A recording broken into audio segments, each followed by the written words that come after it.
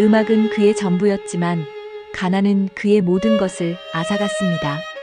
천재 바이올리니스트에서 5성급 호텔의 청소부로 장우진 34살.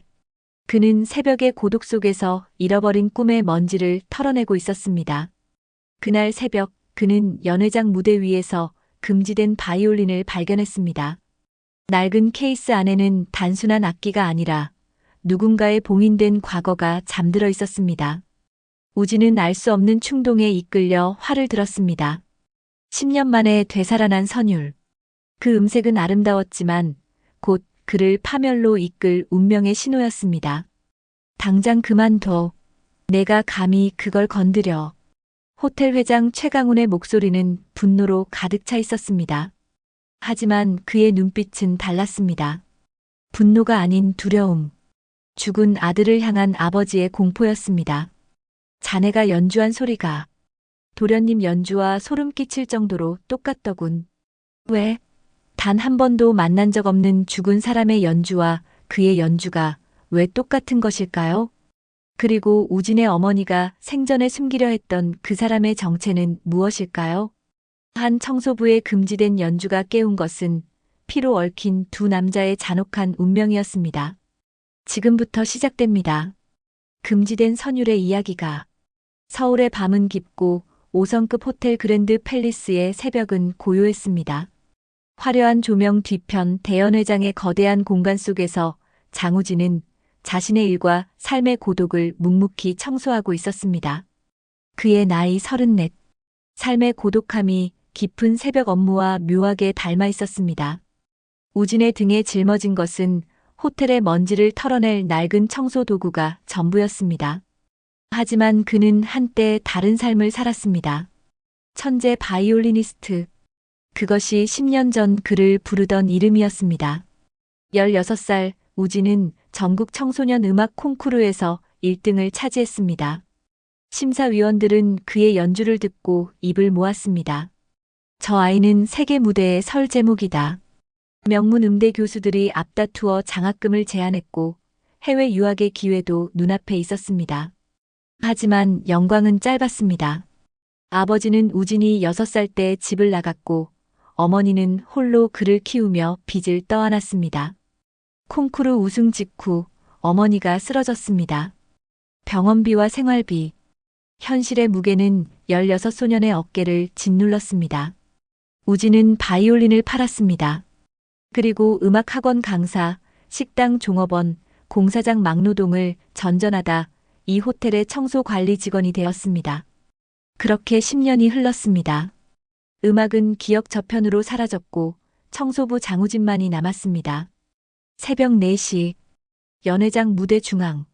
스포트라이트가 꺼진 어둠 속에서 하나의 물건이 그의 시선을 사로잡았습니다. 낡은 가죽 케이스에 담긴 바이올린이었습니다. 그 케이스는 마치 시간의 흐름을 거부하듯 주변의 청결함과는 이질적으로 옅은 먼지를 뒤집어 쓰고 있었습니다.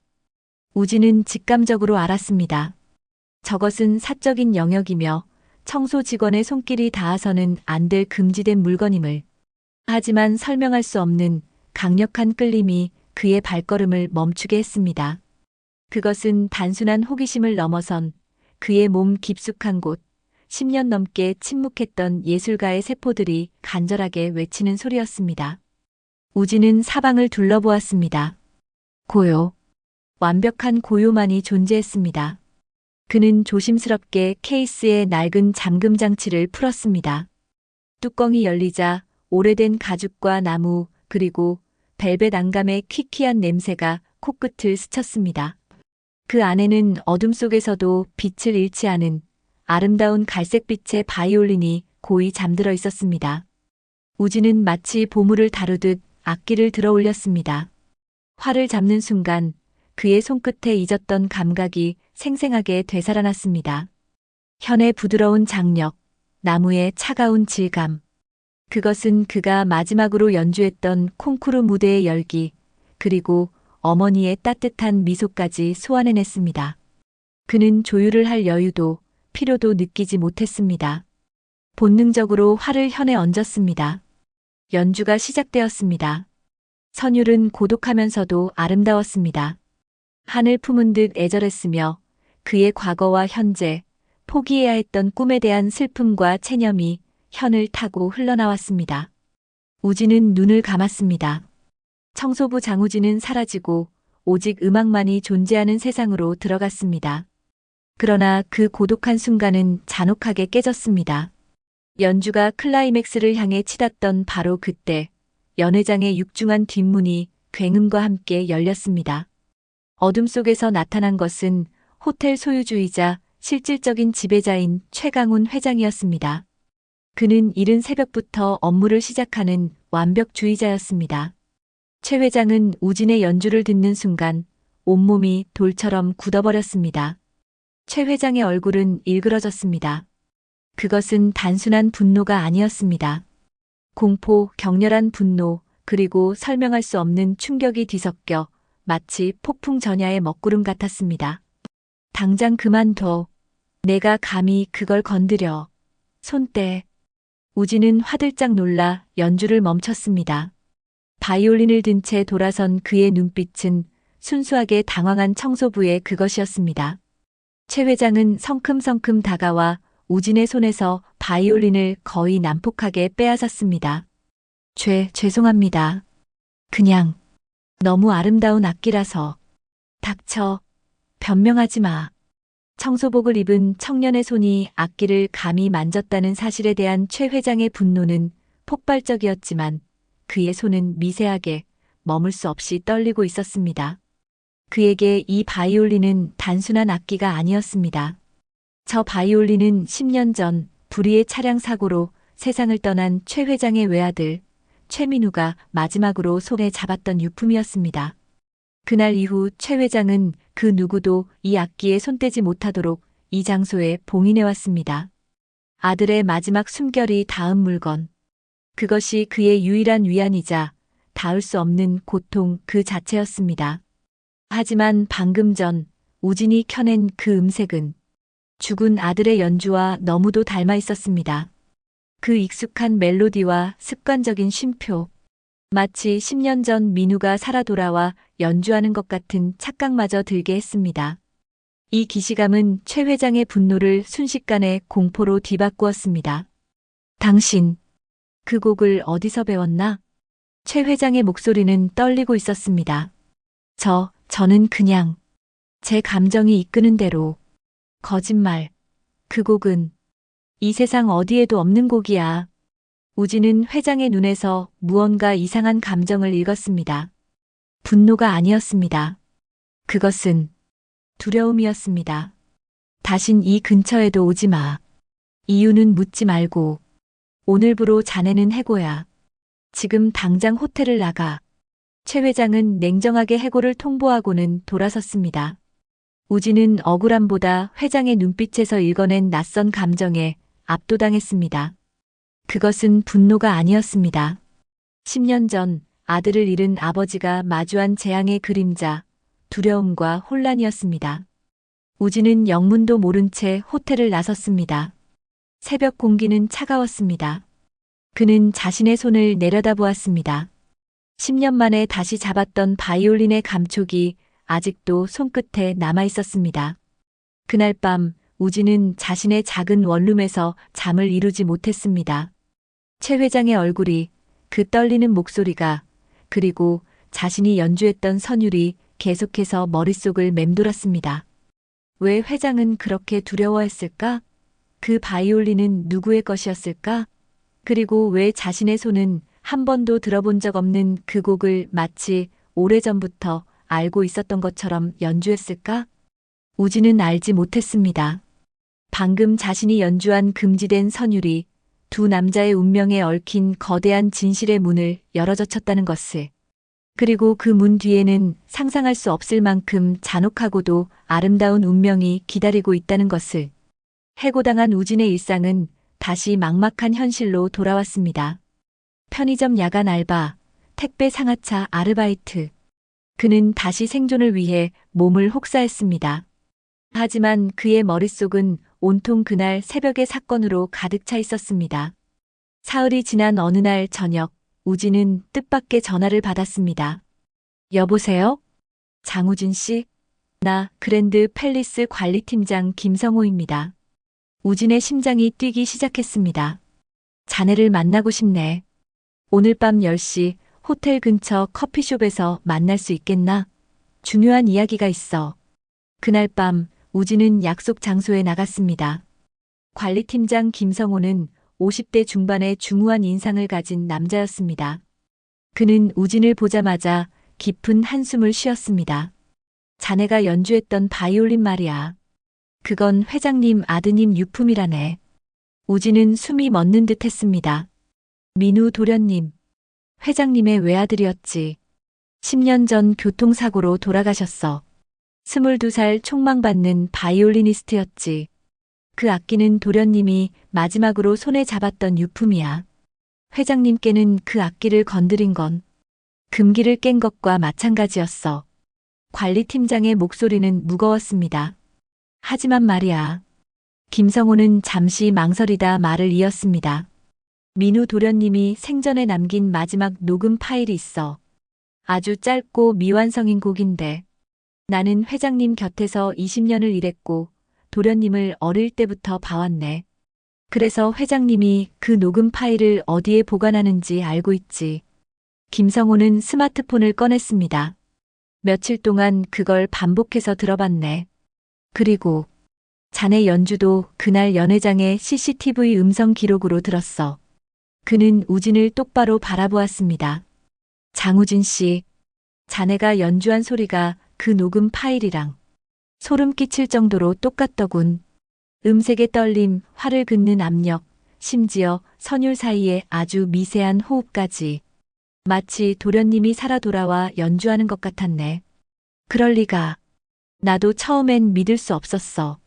하지만 이건 단순한 우연이라고 하기엔 너무 기이한 일이야. 자네, 혹시 민우 도련님을 만난 적 있나? 아니면 도련님의 연주를 들어본 적이라도? 없습니다. 저는 그분에 대해 아무것도 몰라요. 김성호는 긴 침묵 끝에 입을 열었습니다. 자네 어머니, 장선아 씨 맞지? 우진은 깜짝 놀랐습니다. 어떻게? 회장님이 자네 신상을 조사했어. 그리고 장선아라는 이름을 보고 크게 동요하시더군. 나도 그 이름을 어디선가 들은 것 같은데 확실하지 않아. 우진은 혼란스러웠습니다. 어머니와 최 회장 사이에 무슨 관계가 있다는 말인가? 자네 어머니는 지금 어디 계신가? 2년 전에 돌아가셨습니다. 폐암이었어요. 김성호의 얼굴에 안타까움이 스쳤습니다. 그래, 그랬구먼. 자네, 혹시 아버지에 대해서는? 모릅니다. 제가 6살 때 집을 나가셨고 그 이후로는. 알겠네. 미안하게 됐어. 김성호는 잠시 망설이다가 말했습니다. 장우진 씨, 내 충고를 듣게. 이 일은 더 파고들지 않는 게 좋을 거야. 회장님은 매우 복잡한 분이시고 도련님의 죽음 이후로는 더욱 그러시거든. 자네가 평범하게 살고 싶다면 이 일은 있는 게 나아. 하지만 우진은 잊을 수 없었습니다. 집으로 돌아온 그는 어머니의 유품 상자를 꺼냈습니다. 오래된 사진들, 낡은 일기장, 그리고 몇 통의 편지. 어머니는 생전에 자신의 과거에 대해 거의 이야기하지 않았습니다. 우진은 어머니가 음악을 전공했다는 것, 그리고 젊은 시절 서울에서 음악 활동을 했다는 것 정도만 알고 있었습니다.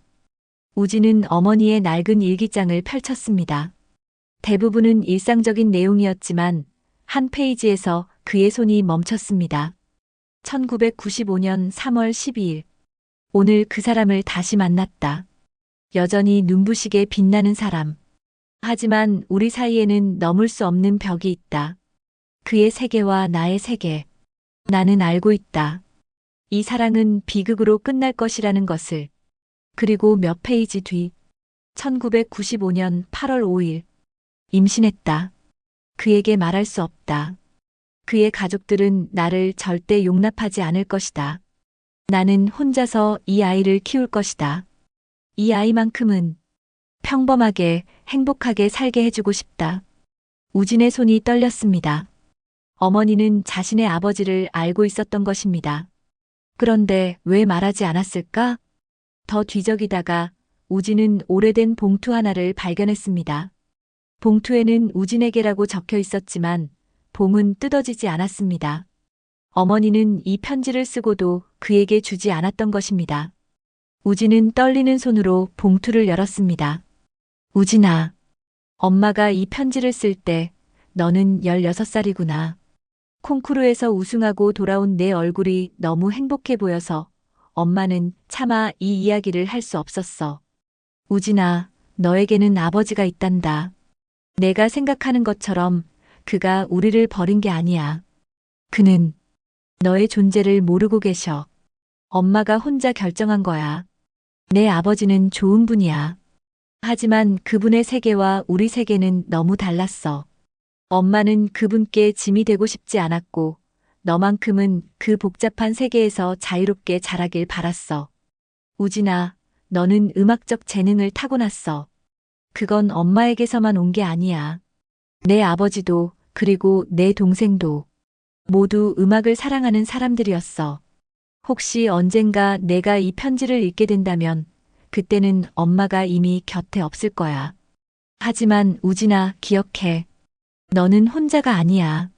내 안에는 두 사람의 피가 흐르고 있고 그 피는 음악을 사랑하는 영혼이란다. 엄마는 내가 음악을 계속했으면 좋겠어. 하지만 그건 내 선택이야. 어떤 선택을 하든 엄마는 너를 사랑해. 사랑하는 우진에게 엄마가. 우진은 편지를 읽고 또 읽었습니다. 동생. 어머니는 자신에게 동생이 있다고 했습니다. 그리고 음악을 사랑하는 사람이었다고. 순간 모든 퍼즐이 맞춰지기 시작했습니다. 최강훈 회장의 아들, 최민우. 그가 자신의 동생이라는 것인가? 그렇다면 왜 자신의 연주가 민우의 연주와 닮았는지, 왜 자신이 한 번도 들어본 적 없는 그 곡을 연주할 수 있었는지, 모든 것이 설명되었습니다. 같은 피, 같은 음악적 DNA, 같은 영혼. 우진은 떨리는 손으로 휴대폰을 집어들었습니다. 그는 김성호 팀장에게 전화를 걸었습니다. 팀장님, 저 회장님을 만나야 할 것 같습니다. 자네, 무슨 일인가? 제발 회장님께 전해주세요. 장선아의 아들이 진실을 알고 싶다고. 이틀 후 우진은 최강훈 회장의 개인 사무실로 조용히 불려갔습니다. 창밖으로는 서울의 화려한 야경이 펼쳐져 있었지만 사무실 안의 분위기는 무겁게 가라앉아 있었습니다. 최 회장은 우진을 보자마자 긴 한숨을 쉬었습니다. 그의 얼굴은 며칠 사이에 더욱 야위어 보였습니다. 앉게. 우진은 조심스럽게 소파에 앉았습니다. 최 회장은 그를 마주보며 입을 열었습니다.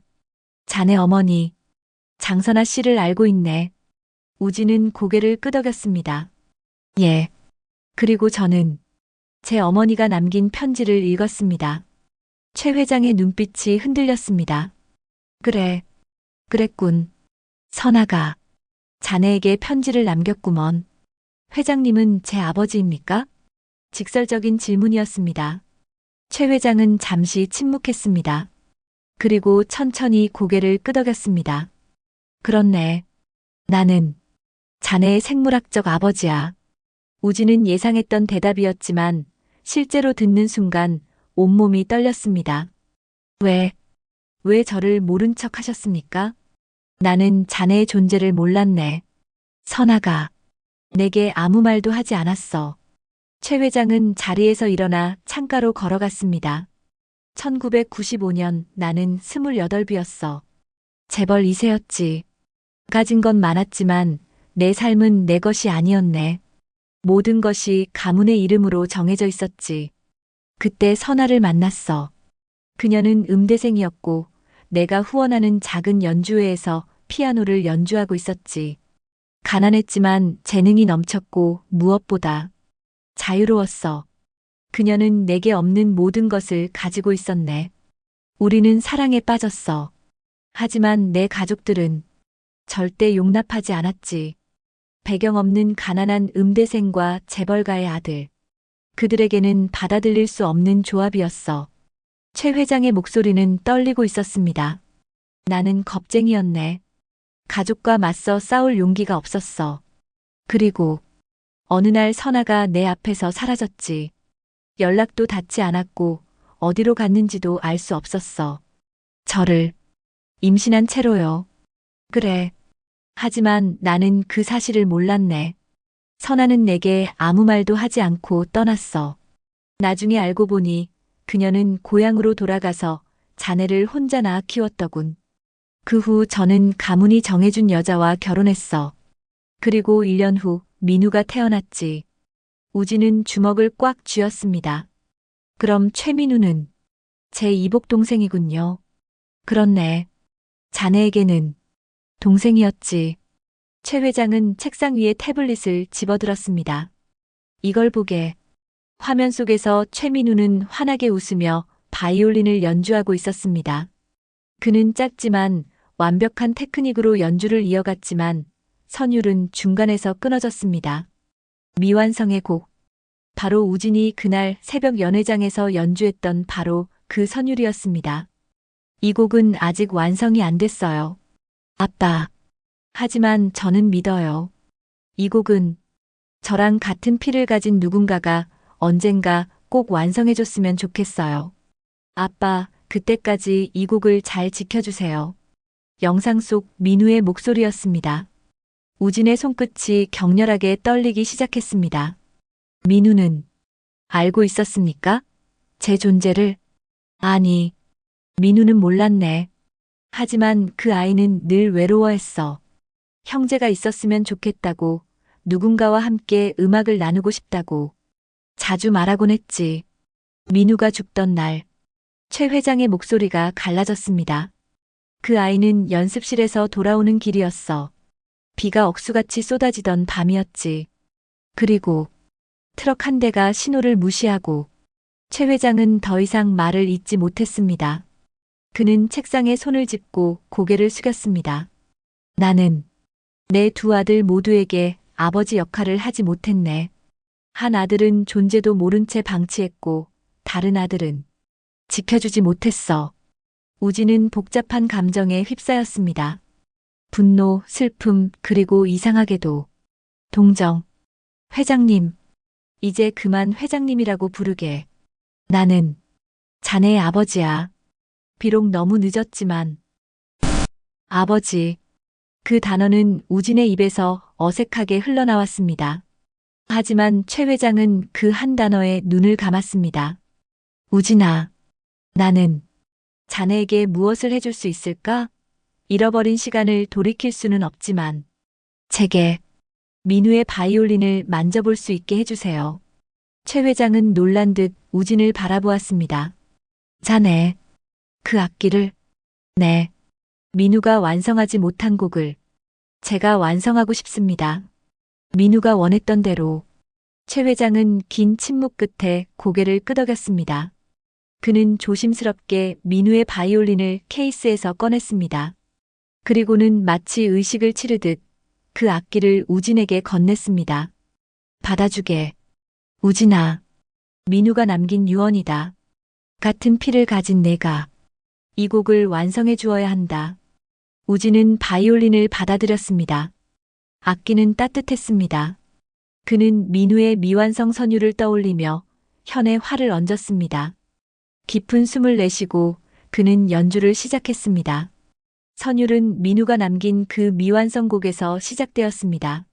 하지만 우진은 거기서 멈추지 않았습니다. 그는 자신의 삶, 자신의 고독, 그리고 이제 막 알게 된 가족에 대한 감정을 선율에 담아냈습니다. 슬픔에서 시작된 선율은 점차 희망으로 변해갔습니다. 민우가 남긴 멜로디에 형의 영혼이 더해지면서 미완성이었던 곡은 마침내 완성되었습니다. 연주가 끝났을 때 최 회장의 눈에서는 뜨거운 눈물이 흘러내리고 있었습니다. 고맙네. 우진아, 자네가 민우의 마지막 소원을 이뤄줬어. 민우는 좋은 사람이었나요? 그래. 민우는 자네처럼 착한 아이였어. 음악을 사랑했고 사람들을 사랑했지. 자네와 민우가 만났더라면 틀림없이 최고의 형제가 되었을 거야. 우진은 바이올린을 가슴에 안았습니다. 저 다시 음악을 시작하고 싶습니다. 10년 동안 포기했던 꿈을 다시 찾고 싶어요. 그러게. 우진아, 내가 도와주마. 내가 원하는 모든 것을 이제부터라도 내가 해주고 싶어. 하지만 우진은 잠시 망설였습니다. 저는 회장님의 아버지의 돈으로 음악을 하고 싶지 않습니다. 제 힘으로 하고 싶어요. 다만 가끔 이렇게 만나서 민우가 남긴 음악에 대해 이야기하고 싶습니다. 그리고 언젠가는 정말 가족처럼 지낼 수 있었으면 좋겠어요. 최 회장은 우진의 어깨에 손을 얹었습니다. 고맙네. 우진아, 자네는 내가 자격 없는 아빠야. 아닙니다. 이제부터 시작하면 됩니다.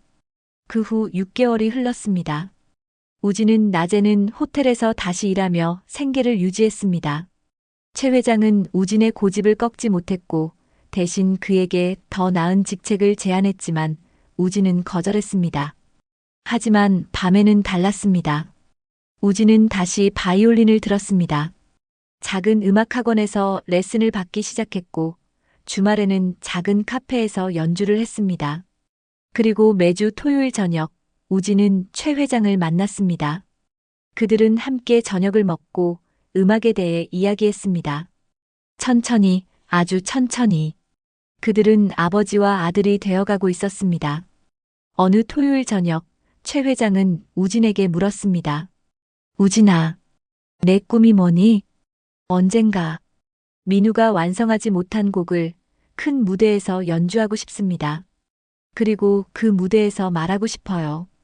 이 곡은 제 동생 최민우가 남긴 선율이고 형인 제가 완성했다고. 그렇게 되면 우리 관계가 세상에 알려지게 될 텐데. 괜찮습니다. 저는 더 이상 숨고 싶지 않아요. 형도 아버지도 그리고 저 자신도. 최 회장은 미소 지었습니다. 10년 만에 처음으로 진심 어린 미소였습니다. 그래, 우진아. 그날이 오면 아버지도 무대 앞자리에서 자네의 연주를 듣고 싶구나. 장우진은 다시 음악을 시작했습니다. 최 회장과의 관계는 쉽지 않은 여정이 되었지만 그들은 이제 같은 피를 나눈 가족이었습니다. 금지된 선율은 비극의 문을 열었지만 결국 두 남자의 상처를 치유하고 새로운 운명을 만들어내는 기적의 시작이었습니다. 음악은 가장 잔혹한 진실 속에서 가장 아름다운 화음을 만들어냈습니다. 그리고 어디선가 최민우도 미소 짓고 있을 것입니다. 자신이 남긴 미완성 곡이 마침내 형의 손으로 완성되었다는 것을, 그리고 자신이 그토록 바라던 형제를 아버지가 마침내 찾았다는 것을.